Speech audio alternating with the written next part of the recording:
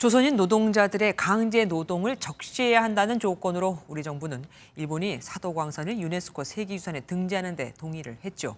하지만 강제성을 적시하라는 우리 정부의 입장은 반영된 게 보이질 않습니다.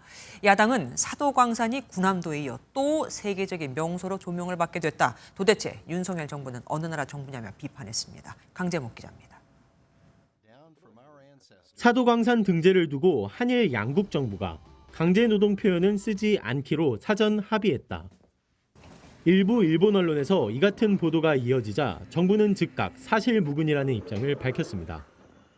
대통령실은 사도광산의 세계유산 등재 과정에서 강제라는 표현이 빠진 데 대한 논란이 일자 누구나 강제성을 인지할 수 있는 조치가 되어 있다고 설명했습니다.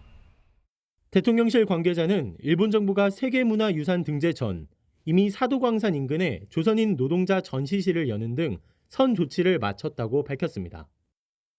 이어 전시실에는 조선총독부가 조선인 노동자 모집을 알선한 것은 물론 노동자의 가혹한 현실이 적혀 있는 등 누구나 당시 전체 역사를 인지할 수 있게 되어 있다고 설명했습니다. 민주당은 외교무능과 참사에 대한 진상조사를 벌여야 한다며 대한민국 정부인지 일본 총독부인지 헷갈릴 지경이라고 맹비난했습니다. 사람에게 충성하지 않는다던 대통령이 일본에게 충성하고 있는 겁니까? 지금도 일본은 조선인 동원의 강제성을 조금도 인정하지 않고 있습니다.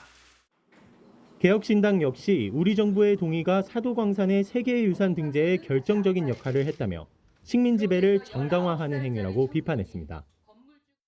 강제성이라는 단어는 없지만 충분히 실제 역사가 반영돼 있다는 것이 대통령실의 설명이지만 야당의 공세는 계속해서 이어질 전망입니다. MBN 뉴스 강재명입니다.